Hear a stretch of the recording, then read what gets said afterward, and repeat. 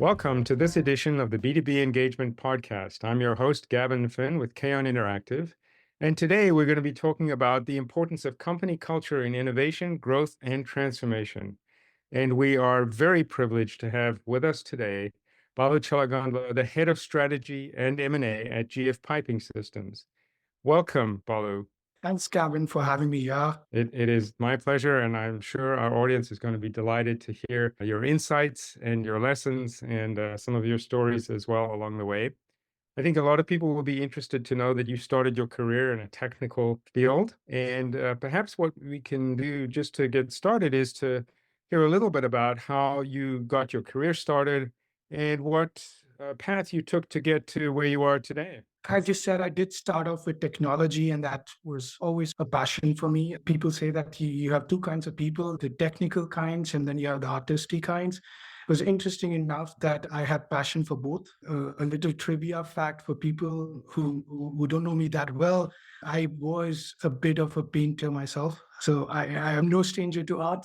Having said that, I think I had this deep love for technology, but having grown up in India, what do people with a technology passion do? They go into the IT industry, right? So that's pretty much where I started off with. I did have a brief stint with a gaming company as well before I started off with IT services. Now, even within the IT services world, it's not all business process outsourcing as people think of India as, because there were a lot of core banking solutions which were being developed out of India, which is used across the world for all major banks and things. So I was involved in many of those product developments. And through that journey, one thing which I always questioned was, why are we doing this? So as a techie, you just have a specification list, but I was always too curious to find out the why we are doing this before I got on to do that. And that obviously led me to more a consulting kind of career, even within the technology domain. So I was a solutions consultant who was defining these things along with our customer partners. And then after a certain stage, the decisions on why we are doing this is no longer at a technical customer partner level, but it goes and transcends to management layers. And that's when I decided to do a management degree and get my MBA. And obviously, the typical stereotype with Indians, you work in the IT industry, you get your MBA, and then you go into management consulting. And I wanted to find out whether that is a career path I wanted to choose or not. So I did something differently. Did a pre-MBA internship with a management consulting firm. I was one of the big three. Did that, really enjoyed that. But honestly speaking, no disrespect to my management consulting colleagues and good friends. But I found that for me, it was very important not just to recommend, but also to action the recommendations. And so I quickly realized that I want to be involved in the follow through of the conclusions of those consulting studies. And so in my mind, it was very clear that I want to go into industry. So then I did my MBA, got into the industry. And while taking up the job, I had multiple job offers, but I chose the one which gave me the opportunity to, we call it the MBA Leadership Rotational Program, to go to different countries and different division firms within the conglomerate to go and learn new businesses and contribute to that. A company over a span of 12 years, I did a variety of different roles, transcended different functions, be it marketing, strategy, business development, P&L management, etc. And in a variety of different industries, not always sticking to one, with different product ranges, etc. And then I obviously, having worked for an American firm in multiple international roles, I decided to go on to a Swiss firm, which I've been working for the last 2 years. No, that's fascinating. And as you said, we could probably have hours of discussions about all the lessons learned in that domain.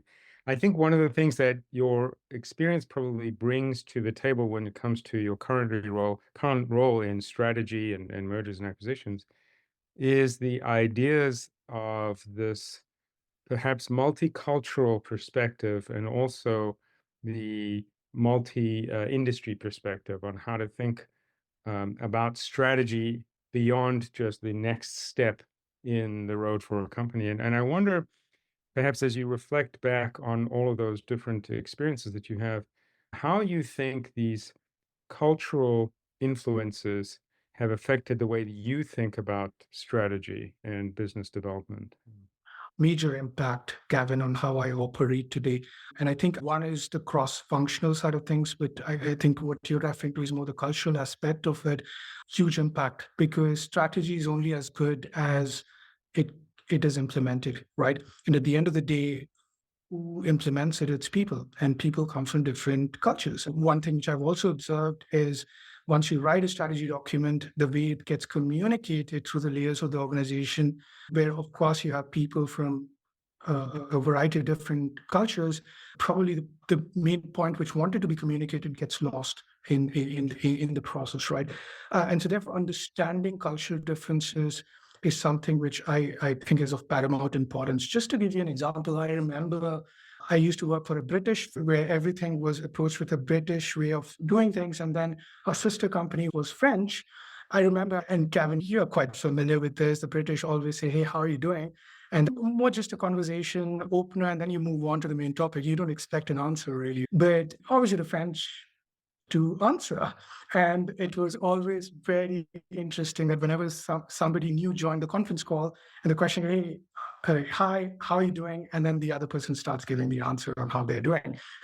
So it was funny just to understand each other's cultures. But moving beyond that, it's, for example, some of the things where in some cultures you really do business over extended lunches and dinners and over a glass of wine. And that's where the decisions get made. Whereas in other cultures, it's frowned upon, right? And so it's very important to understand these nuances when it comes to culture, because once you know how the other person operates and what's right or wrong for them, it makes the job so much more easier. Yeah, I think there's a tremendous amount of texture and weaving of both personal, family, regional, religious, national, and then, of course, company culture that's blended into all of these different aspects of the way that you framed your sort of perspective. And I'm curious, when you are working in a multinational company that perhaps is headquartered, as you said, in one case in Britain, in other cases, the United States, and now in Switzerland, do you find that there is a corporate culture that transcends those national boundaries or those regional influences? And how have you observed it? Perhaps some companies do it better than others, the ability to sustain a corporate culture that manages to allow for those regional differences and the traditional sort of cultural influences, but drives its own belief system and its own value system. I think that's a good one, Gavin. Maybe let's take the example of GF piping systems where we work at currently. One of the things which we obviously find ourselves doing is how do we instill a culture of trust, Mm. right? Now, and culture of trust is something which does transcend cultures and national boundaries, no matter what, right? It's trust is trust. One thing we do quite well is incubating that culture of trust through three values which we believe in. Right? So it's basically what we call caring, learning, and performing, right? The caring aspect of that is how do we provide people psychological safety in terms of sharing what they think is a problem or without the the threat of people judging what they're talking about. Or even if you say something which is not nice, you will not be reciprocated against. So it doesn't backfire against you. Now, obviously, that value can be done differently in different cultures. In more direct cultures like the Dutch culture or maybe in the American culture, where you basically talk it out, the caring attribute formulates itself more to be that, hey, you debate it out, but then you catch up over a beer and sort things out. In the Chinese culture, which is strictly hierarchical, you give them the opportunity to talk without their manager being present. Because with the manager being present, you cannot simulate the same kind of response as you would in a Dutch or an American culture. So I think there are cultural nuances, but the essence of driving the caring attribute remains the same. The second one being learning, right? And in GF piping systems, we firmly believe that we need to let people make mistakes. And again, there's something as simple as that transcends national boundaries and cultures. And that basically comes into work ethic where you're not just driven by numbers and performance, etc., but rather, hey, did you do something new? And if we learned from that mistake, then let's not repeat it, but try it out, right? And then our third value really is performance. And performance is something which all companies drive by. But what I find really unique about us is that we do not weigh performance to be in any way or form more important than caring and learning. And I think that basically all three put together instills this behavior of trust, which I think has worked quite well for us across all geographies. It's the same pretty much for all kind of companies, right? Like where uh, what is that one thing which lets us understand each other? For example, another firm I used to work for, we used to have a cultural education program where we wanted to understand what certain body languages or words meant in different cultures and how something very normal in one culture is not so normal in another one, and how we need to pay attention to those things. So that's a more conscious approach to these topics as well. Yeah, that's very interesting. And I think that one of the lessons that I learned from the stories that you're telling here, particularly about the GF sort of three pillars of culture, is that there's a level of abstraction that is true no matter where you are. And then the way that you implement those may vary depending on how regions or geographies or national cultures influence things. But at the top layer, it's always the same, right? And I think that's one of the lessons that executives and rising managers can think about is how to create a common theme that transcends these cultural differences based on regions or background. Yeah, and I think there's something very powerful there, right? Because it's what you're saying is we need to agree and have alignment on what we want to achieve, but we should not be prescriptive on how to achieve that, right? And that can differ by cultures or nations.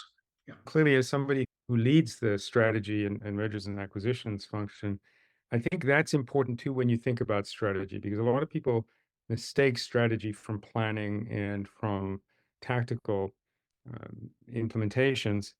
When you think about the strategy as being what we want to accomplish, that gives you a lot of flexibility into how you're going to get there, right? So if our strategy is to be a market leader in a particular industry or technology, then that gives you the flexibility of identifying multiple paths to get to that strategic objective and then evaluating those paths based on costs, time, all those other factors that you take into account.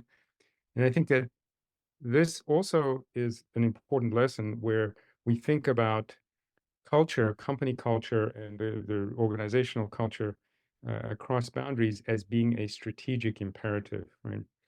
And I think if you think about the framework of not just product strategy or market strategy, but our company strategy, thinking about corporate culture as being a strategic framework for us, that also puts into, I think, perspective the way that you've thought about your strategic business objectives being growth and markets and maybe profitability and other things.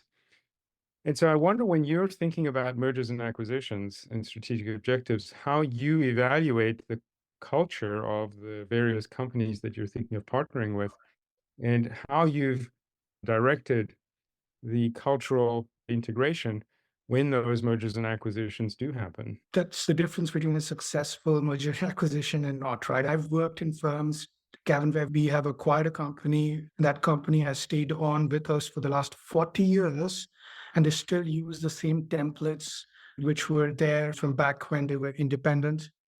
I think there is a subtle difference between passion for a brand and willingness to look to the future, right? And I think in those instances, I found the passion for the brand to be misplaced because there could have been so many things which could have been achieved if only the cultures aligned. So I think that was probably an example where not paying enough attention to the cultural aspect of it did not work out. Eventually, that firm was divested Mm. because It never grew over 40 years, and that's because the cultures were so far apart that there was no way that we saw any similarity, right?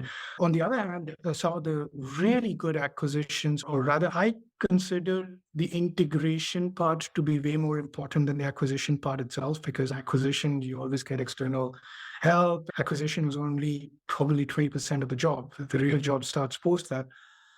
The good ones are always where the cultures were already similar.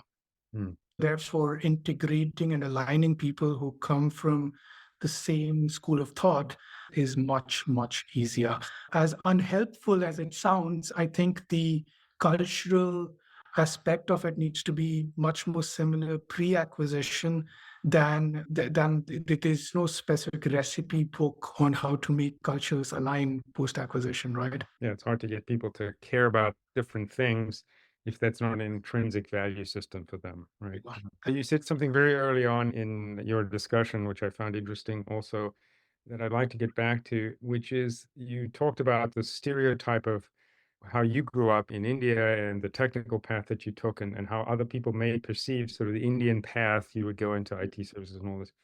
And I wonder how much you've observed and what you've been able to do to influence this notion of stereotypes as prejudices. And I'm using prejudice in a prejudging of people and companies kind of way, and how those stereotypes may have affected some of the work that you've done and perhaps some of the M&A activity that you've been involved in, but certainly some of the cultural relationships within a company and as you partner with customers and other partners, and how stereotypes frame the starting point where people come to the table, and what you can do to dispel some of those stereotypes if they're not actually true. There's a very important topic which I think all leaders need to look at, Gavin. One of the best trainings I ever took in my life is a training called Managing Unconscious Bias.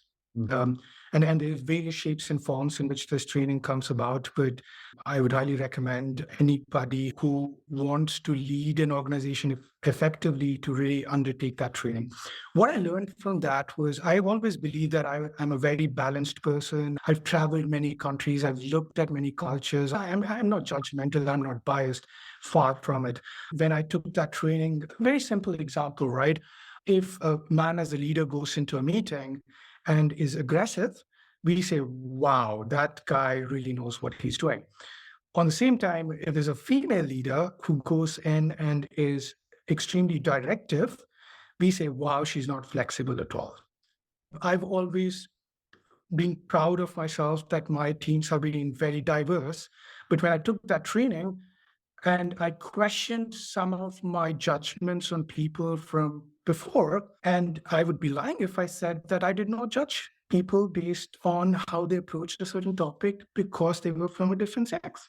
It's just the way it is, right? And the same thing, like when we go through CVs, Mm. people think that we don't have biases towards religion or towards color or towards nationality, or not true.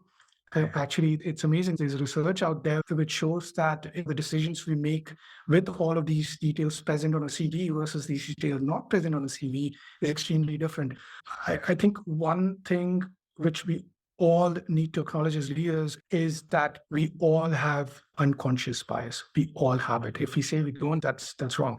So once we have accepted that, it becomes a question of how do we go about managing this unconscious bias, right? And that's where the crux of your question lies, which is how do we go about overcoming these biases on influencing our decisions, right? One thing which annoys me a lot, whenever we make a decision and we say, I need experience, and people say, this person does not have the experience what I'm looking for.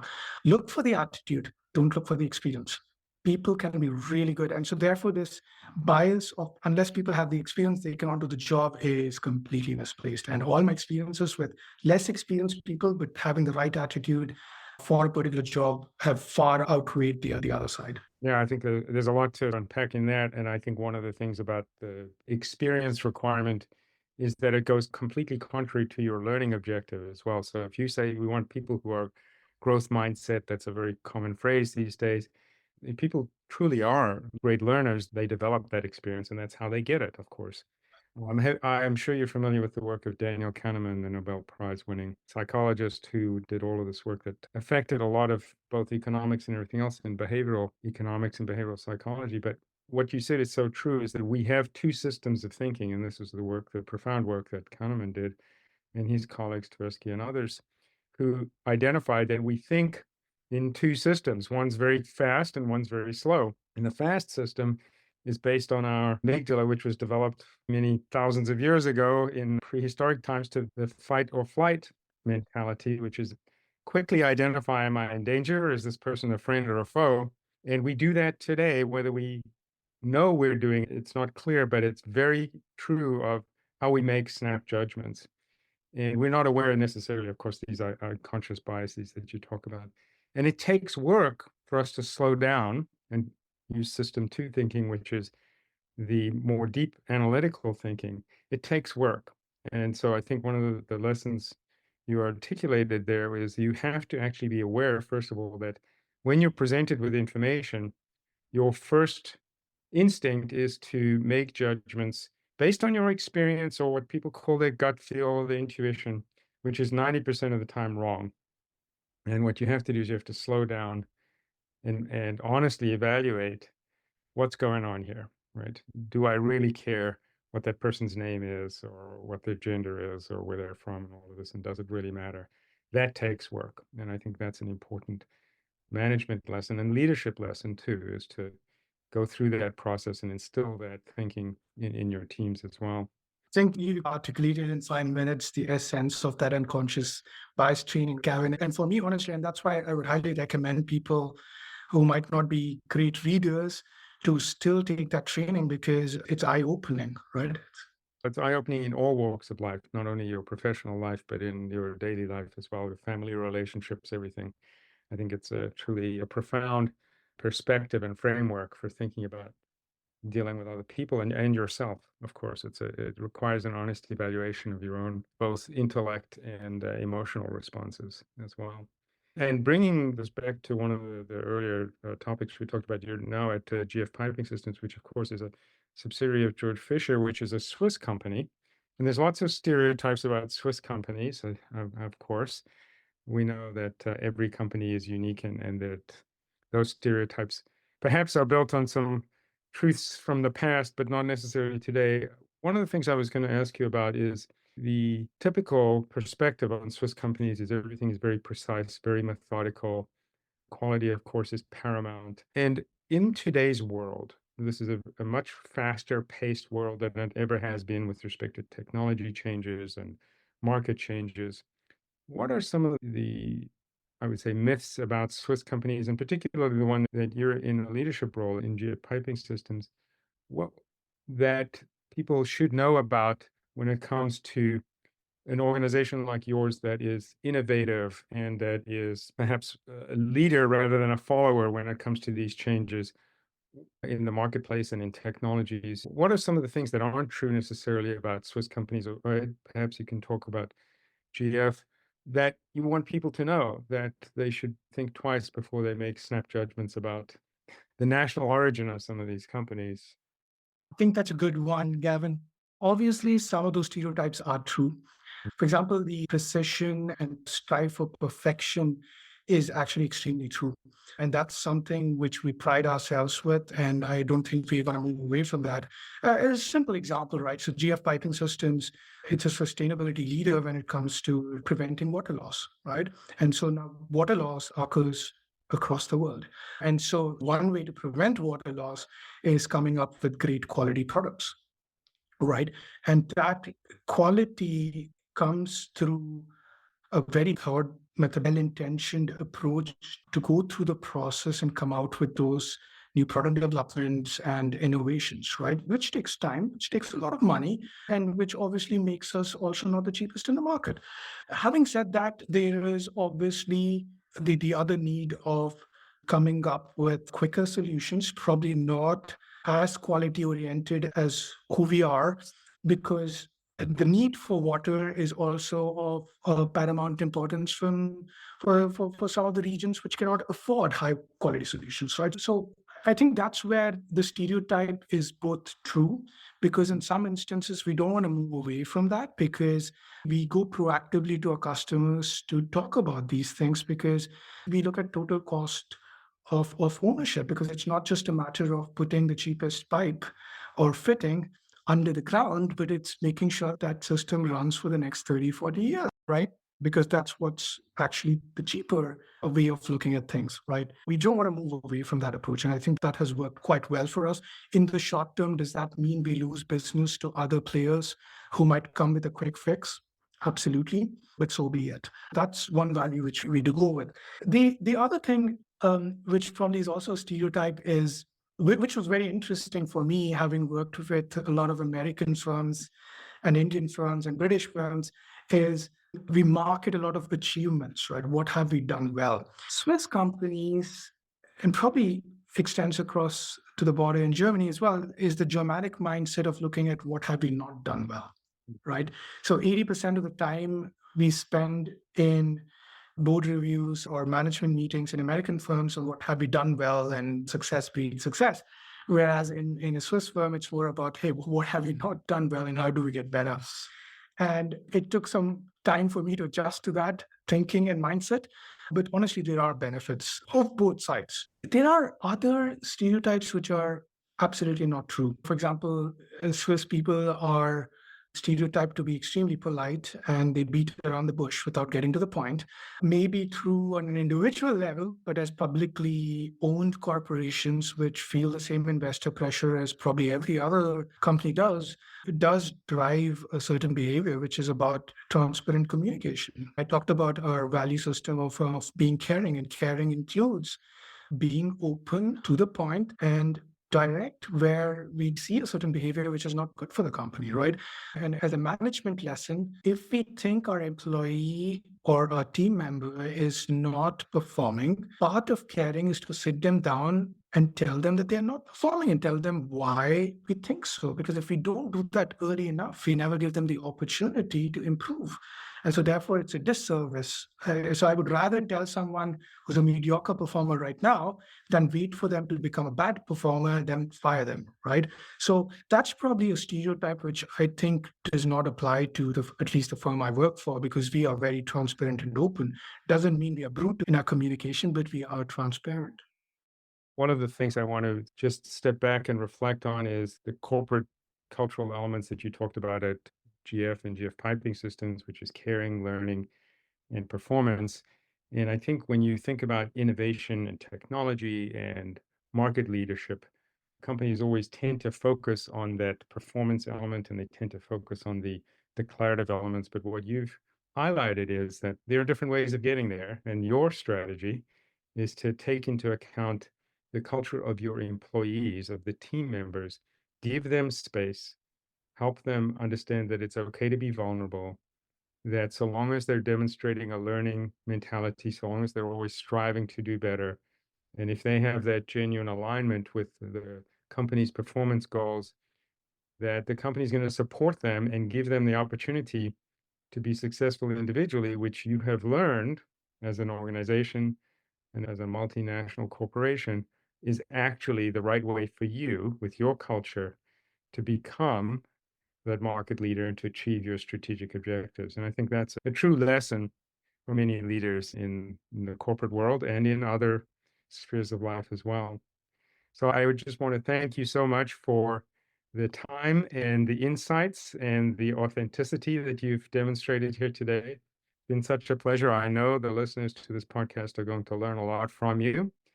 And I look forward to speaking to you again and following up on some of these dimensions and seeing how the strategic initiatives that you are undertaking are playing out and how that's driving to your success. Thank you so much, Balu. It's been such a pleasure. Thanks a lot, Gavin, and great conversation, and really appreciate your time and insights as well. I've learned a lot from this.